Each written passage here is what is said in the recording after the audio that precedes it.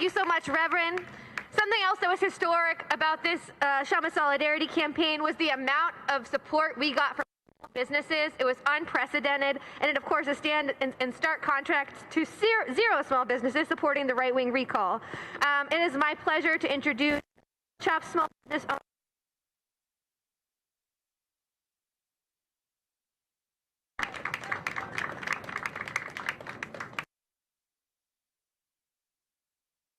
This is a hopeful day for small businesses and working people across Seattle and the country. Yeah.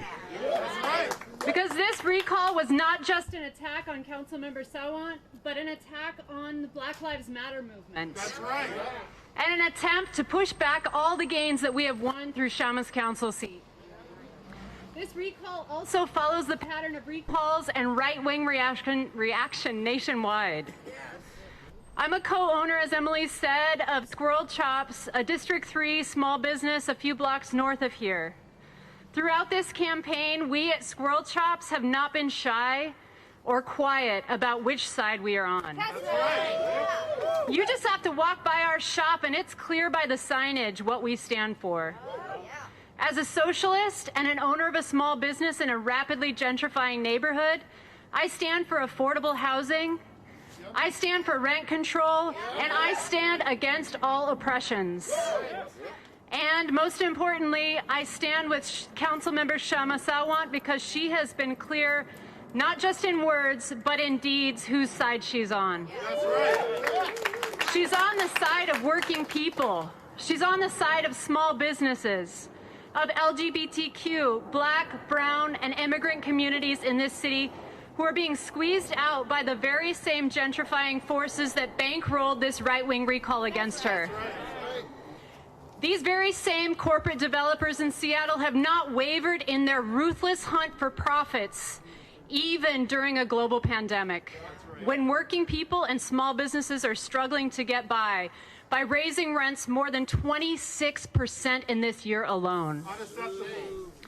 They have hoped to remove this 3 times elected socialist council member undemocratically because they know she is the only one fighting for and winning historic renters' rights legislation. That's right. And now, with this positive news today, they are trembling, my friends. They are trembling because they know with the wind at our backs, we will not stop fighting and go on the offensive for rent control and more. When Kshama was running in 2013, she ran on a platform of $15 an hour, of taxing big business, and of rent control. Through building movements, we have already won 2 of these massive victories. And now, there has never been a more pressing time to fight for and win the 3rd, residential and commercial rent control. Ultimately, the financial hardship faced by small businesses and working-class renters share a common cause: profiteering from corporate landlords and developers. But a united movement for residential and commercial rent control can counter this exploitation. More than probably any other council member in the nation, Kshama Sawant has used her position to boldly take on big business, corporate landlords, and developers and fight unapologetically for the rest of us. That's right. Together with her office, renters, workers, small businesses, and oppressed communities have managed to win groundbreaking victories in the past 8 years, and we are more determined than ever to continue that fight. Thank you so much.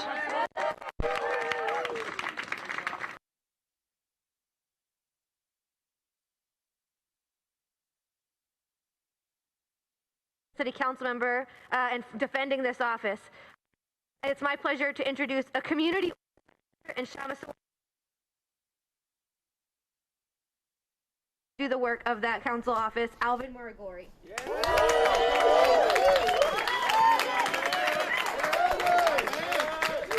Record for record, Councilmember Kshama Sawant has been the most consistent fighter for working people, especially Black and brown communities and the poor. That's right.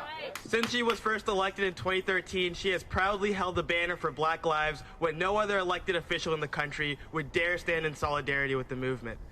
Kshama is the most important elected official for working people and oppressed communities because she demonstrates what every elected official who claims to uplift the marginalized should be doing, and that's using their offices as a platform for social movements. That's right. As a socialist, as a black man, and as a queer person, I am proud to call Kshama Sawant my representative, be a member of Socialist Alternative, and work as a community organizer in her office, which has blazed a trail for not only the socialist movement nationwide, but globally. That's right.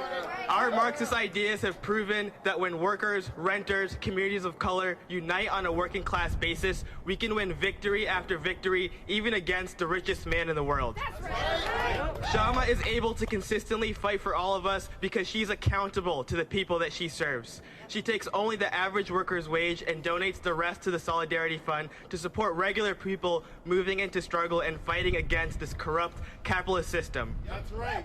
Kshama's principal stance and accountability to working people is why she was the lone voice in City Council in 2015 to vote against the construction of the new King County Youth Detention Center, the only council member to stand with the demands of the black and brown community, which are disproportionately jailed, harassed, killed, and disenfranchised by the so-called criminal justice system.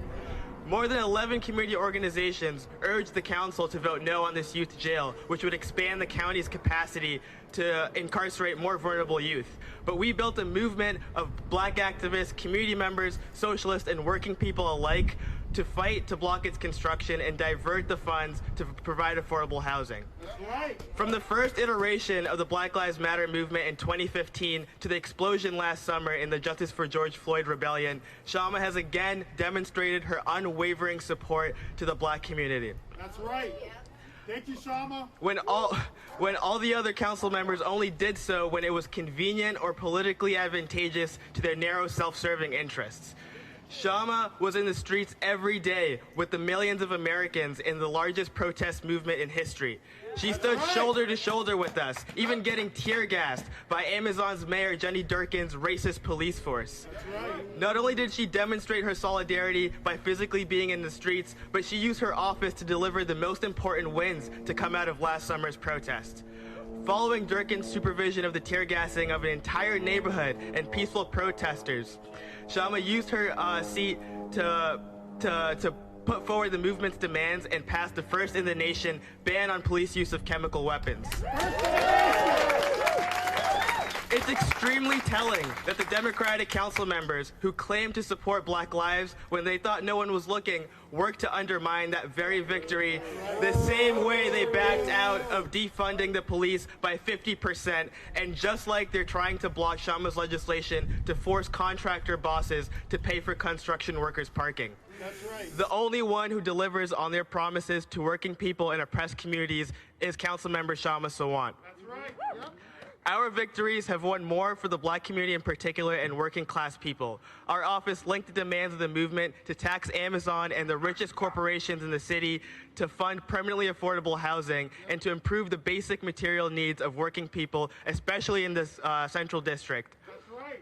Yep. As Renee Gordon put it in her excellent article in the South Seattle Emerald, quote, today, as a result of companies like Cadence, the Central District is less than 15% black. Our church pews are no longer full on Sundays. Local small businesses we used to patronize have been driven away. Our local Red Apple, where we knew the union workers on a first-name basis and they knew us and our taste, has been bulldozed and replaced by an upscale, non-union Amazon grocery store. So while I was saddened, I was not surprised on the afternoon when I heard that our building was the next target in the gentrification drive to push black and brown families out. But I also heard another thing from Kshama's socialist organizers, something that gave me hope. I heard that gentrification was not inevitable. I heard that it was possible to fight back, to not get evicted from the Central District, as long as we organized. Throughout the protest, we collected, that was end quote. Throughout the protest, we collected thousands of signatures for the Tax Amazon initiative because the movement understands that the fight for racial justice is a fight for economic equality. Renee's quote also underscores what's at stake during this recall fight. The Central District was 70% black just 50 years ago, and through the displacement and rampant gentrification at the hands of the corporate landlords and developers that the Democratic political establishment has presided over, thousands of black families, individuals, and small businesses have been displaced by skyrocketing rents. Seattle urgently needs more permanent affordable housing and rent control to keep black folks and working people in their neighborhoods.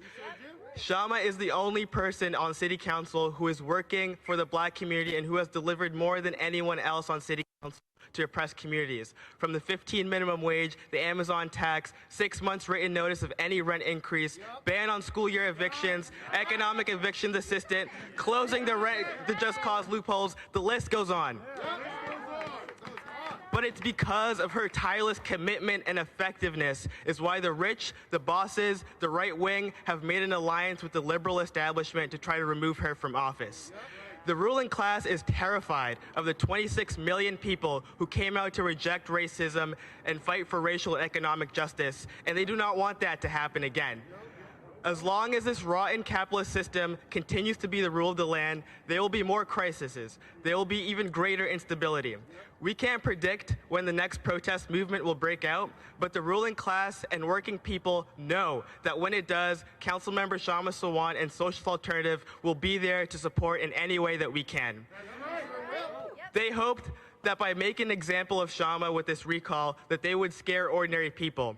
They resorted to every trick in the book, blatant voter suppression by scheduling this election in the middle of the two biggest travel holidays, attempting to criminalize the right to protest, and elected officials using their offices to give a platform to social movements, outright racism, and the numerous Seattle Times editorial board op-eds espousing falsehoods, and in their most recent one, calling for limiting ballot access. Right now, we're in the lead, and it looks like working people have rejected the right-wing recall. But we should be absolutely clear that this is not the end. The ruling class will continue to attack our movements, use racism, homophobia, and sexism to try to divide us, and they will come for our socialist office again. But we have demonstrated, not once, but now 4 times, that in the face of reaction and the forces of capital, solidarity and socialist ideas can triumph. It's only through organizing our neighbors, co-workers, friends, fellow renters, and working people that we have rebuked this right-wing recall. And it will be through our continued organizing on a working class basis with our socialist ideas that we will continue to beat the bosses and score victory after victory for the working class. The fight goes on, and we have a world to win. I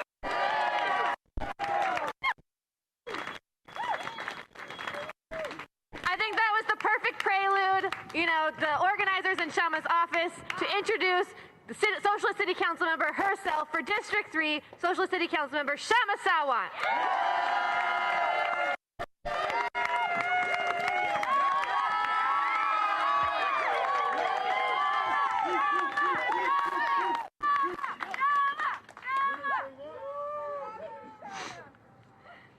Good morning.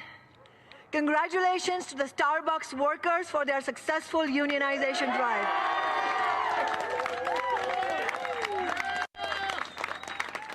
It is a sign of things to come. Former Starbucks CEO and Seattle District 3 resident Howard Schultz had a very bad day yesterday. Between Starbucks workers beginning to take off their chains and our apparent victory here in Seattle, it was terrible news all around for the capitalist class. Yesterday afternoon's ballot count showed our socialist campaign taking a lead of 232 votes. It appears we have defeated the combined efforts of big business, the right wing, the corporate media, the courts, and the political establishment who sought to remove our Socialist Council office by any means necessary. In other words, the wealthy in politics and the media took their best shot at us, and we beat them again.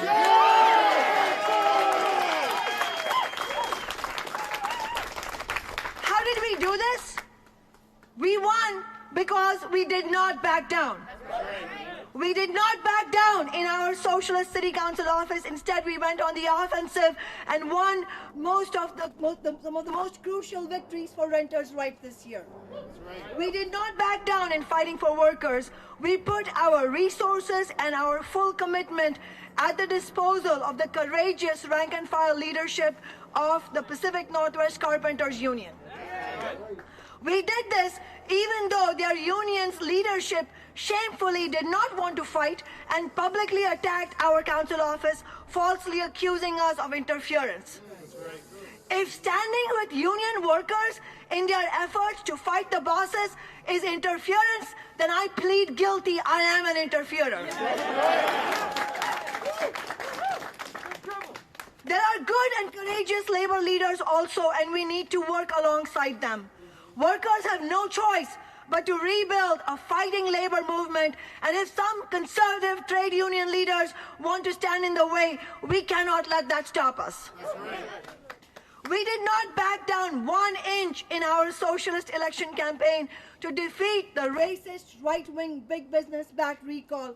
We have fought off endless attacks by the corporate media, in particular the Seattle Times editorial board. Again, we fought off massive amounts of cash, $1 million, and I'm speaking not only of the corporate PAC money, but also of the huge sums of corporate cash that went directly to the recall campaign, with more than 500 rich Republicans, 850 millionaires, 100 plus CEOs and corporate executives, and a virtual who's who of wealthy real estate interests.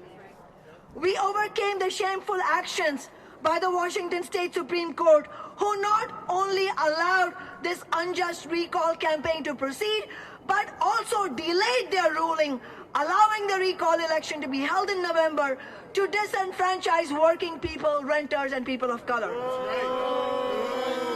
And we should be clear, the voter suppression had a real effect. In 2019, we also had a strong get out the vote campaign, though not as strong as this time, and there was 60% turnout in our district. This time it is only 53%.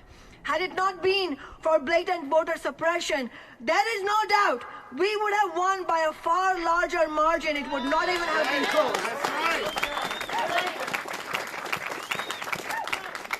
But even this time, in the pouring rain of December and an unprecedented holiday election, the outcome of this vote was not remotely close in terms of the votes of working class people, people of color, and young people. In all the precincts with clear majorities of working people, we have won by massive margins, including in this precinct, majorities of 70%, 80%, and higher. This has been true in every election. Working people by enormous margins support our socialist politics.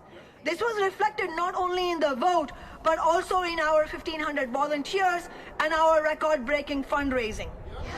This victory would not have been possible without enormous self-sacrifice by our volunteers, by socialists, by working people. We campaigned for hours in the pouring rain, the cold, high winds in the rainiest November in Seattle history. And it was not only their self-sacrifice, but the political clarity of socialist ideas that guided their every effort to win this historic victory for the working class. That's right. In the end, voter suppression was not enough. So, not surprisingly, the Seattle Times editorial board wants more voter suppression going forward, and they are not shy. They are not shy about openly taking this Trumpian position. Well, if the ruling class wants to change the laws in this country, allegedly in the interest of democracy, then they should start with the state's recall law. Instead of a system that allows the courts to protect establishment politicians from recall and pave the way for the recall of working class politicians, they should make it so that all politicians are subject to democratic recall instead of this utter mockery of democracy that just took place.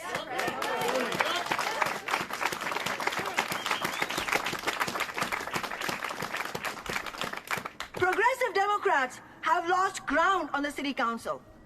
Sarah Nelson's election will embolden big business. It will give the excuse that many Democrats on the council want to try to drag Seattle politics to the right. We cannot let them. There are undoubtedly huge differences between me as a socialist on the one hand and the liberal council members Teresa Mosqueda, Tammy Morales, and Lisa Herbold. But I strongly urge that they and our socialist office act in unity as the City Council's progressive wing to fight back against big business attacks and go on the offensive for workers. If, in fact, the goal of the liberal Democrats was to fight unambiguously for working people, I would happily join them. I would meet them today and the next day to strategize for how we can go on the offensive for rent control, affordable housing, to fight against institutional racism in this country. But the choice is theirs. And any number of sweet words and flowers on my part is not going to make them do it. Because if history is any guide, the woke progressive Democrats will instead cozy up to the new big business mayoral administration of Bruce Harrell and look to how they can appease big business in the coming months. It is already happening. Councilmember Mosqueda has shamefully joined Mayor-elect Harrell's transition team. This says a great deal. The other progressive Democrats are also making all kinds of indications they intend to go down that path. As working people, we need to draw out the real lessons of this fight. One of them is that the Democrats on the Seattle City Council are not on our side. Not on our side. They are not on the side of the working class. Nope. At best, they are woke progressive liberals who will tell you what you want to hear sometimes when they feel the pressure, but they will talk out of the other side of their mouths to big business. Not one of the woke city council progressives, in fact not one of the 8 Democrats, said one word against this right-wing recall despite the enormous amount that was at stake for the working class in this fight. This should tell you everything you need to know about them. But it is more than that. Rather than standing with our movements, they have fought us every step of the way. Gonzalez and other Democrats used bureaucratic means in an attempt to shut down our Tax Amazon movement last year. Just 2 months ago, not one of these woke progressives supported me in even introducing our legislation to make contractor bosses pay for construction worker parking, which, by the way, was one of the main demands of the carpenter strike. On top of that, that day, Gonzalez, as council president, threatened to mute me on the Zoom call. These are just a few of the many examples. I wish this was not true, but it is. It is a cold, hard fact that we need more socialists on the city council who will fight for working people. And even more importantly, we need to build our movements. That is how things will change. I know some don't like to hear this, but it is my political duty to say it. We need unity, but the unity we need is with the working class, young people, and the oppressed. We need unity with everyone who is willing to fight for housing as a human right, for a socialist Green New Deal, and to end racism and sexism. Unity with the political establishment means only one thing: betrayal. If I were to hold my tongue when the Democratic politicians betray working people, as they did with the utterly shameful repeal of the first Amazon tax in 2018, I would have myself betrayed the working class. Because you see, that's what it means when you don't speak up. By choosing what to say and what to leave out, an elected official is choosing a side. If I did not expose the Democrats when they sell out working people, I would myself become part of the problem, part of the betrayal. These Democrats on the city council, they could make different choices. I wish they would, and I hope they will, but I am not holding my breath. And you should not either. In fact, I appeal to you, stop holding your breath. It is time for action. It is time for rent control. It is time to build a fighting labor movement. It is time for Medicare for all. We have work today. We have no time for illusions of the boss's politicians, no matter how pretty they speak. What we win or don't win will be based on the unity we build within the working class, on the strength of our movement. That's right. But big business had a virtual sweep in Seattle's November election, as well as big victories nationally. Why? Because while corporate PACs backed law and order, quote-unquote law and order candidates, the woke progressive Democrats overwhelmingly failed to campaign on working class issues. Why did Democrats like Lorena Gonzalez not offer anything to the working class? Why did they not fight for rent control, for expanding the Amazon tax to build affordable housing, or for any working class demands at all? Why did they allow the election to be defined by the right-wing backlash against Black Lives Matter? Why did they not call out the big business backing of their opponents, the $2 million in corporate money being used to buy those elections? The blowout in Gonzalez's election was because she never brought up any fighting demands. She campaigned on the defensive throughout, unwilling to point out that her opponent, Bruce Harrell, was the favored candidate of big business, and that's because she herself does not want to antagonize big business. And it is because the Democratic Party is not a party of the working class, but rather a party of the billionaires. Even its progressive wing ultimately wants to make peace with big business and limit itself to making largely symbolic changes within the status quo. The Democrats are obviously different from the increasingly outright reactionary billionaire party of the Republicans, but that is not enough. I'm a Marxist. That is to say, I am a scientific socialist. That means I do not engage in wishful thinking or political impressionism that is the stock and trade of the liberals. I base myself, as do all my comrades in socialist alternative, on material reality, on historical materialism, which is the study of history through a scientific lens. We cannot afford to not learn from the past mistakes and victories of the working class. There is simply no time for it. One conclusion Karl Marx drew in his study of class struggle is that the working class needs its political independence, its own candidates, its own political party. It cannot share its political party with the capitalists. And it is high time that we draw up a balance sheet of the Democratic Party, which is a failed, rotten party through and through. It was never the party of the workers. FDR's New Deal, for example, was a product of a militant labor movement guided by socialists and socialist ideas, which gave FDR no choice but to act. In fact, FDR told the capitalists of his era, "I am the best friend of American capitalism." We vowed to build the biggest Get Out the campaign this year that Seattle has ever seen, and we have done exactly that. But we are not done. Now there are around 600 votes that have been challenged due to missing signatures or that were otherwise left inadvertently incomplete. Our grassroots socialist campaign will be carrying out a systematic, all-out effort to make sure every working person's vote counts in this election, just as we fought to do in the past weeks. We will begin this voter protection campaign today, right after this press conference. We now have in front of us a real opportunity to win rent control. This victory speaks to the huge support for rent control in this district, in Seattle and beyond. We gathered over 15,000 signatures this summer for rent control at the same time that we were fending off this right-wing recall. We need to go on the offensive next year to make this happen.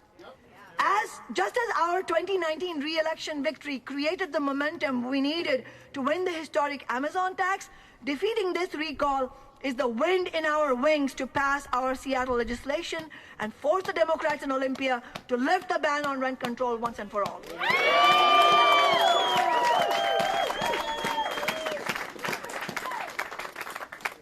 Finally, I have another important message to working people in Seattle and nationwide. This victory was brought to you by the political ideas and clarity of socialist alternative. As were all our past election victories, as was the $15 minimum wage, as was the Amazon tax, and as were all the renters' rights victories. Full stop. If you are serious about fighting to win gains for working people, you should seriously consider joining socialist alternative. You owe it to yourself, and you owe it to the working class.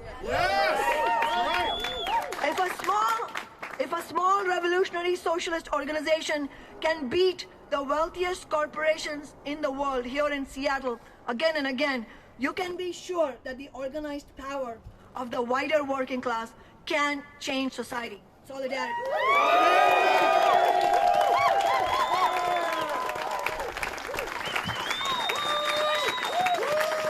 When black lives are under attack, what do we do? Stand up like that. When renters' rights are under attack, what do we do? Stand up like that. When Kshama Sawant is under attack, what do we do? Stand up like that. That's right.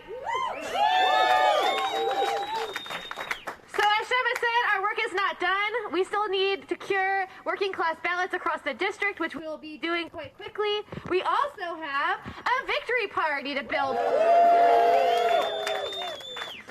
So these are literally hot off the presses, and we will be hanging them on posters all over the district because, as Kshama said, this isn't just her victory. This isn't just the victory of the people standing here. This is the victory of all the working class people in this district, and we want them to join us to celebrate this victory.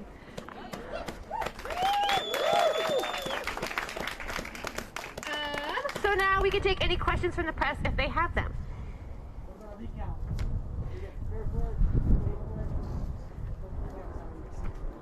Sure. So there's no automatic recount in a recall-style election. Either campaign can choose to pay for one. So if the recall election would like to pay for that, we believe in our working class voters that we will still come out victorious. It's also why we are not resting on our laurels, and we are actively trying to cure all of the outstanding ballots, which are disproportionately low income and young voters. Sarah?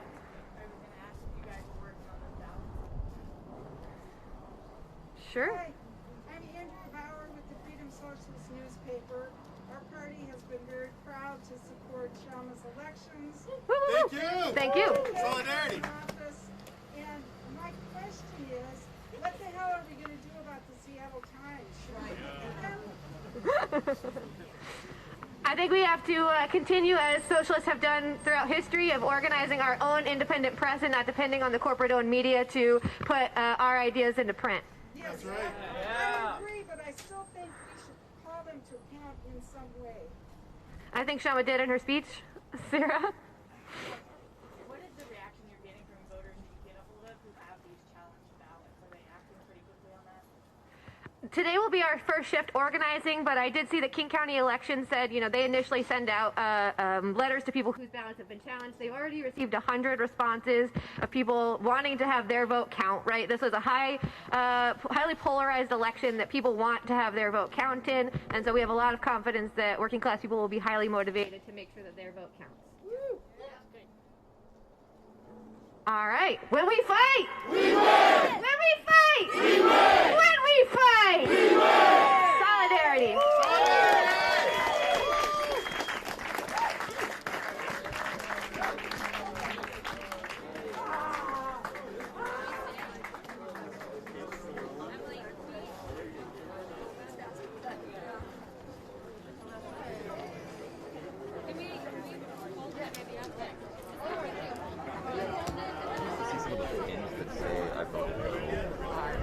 Okay.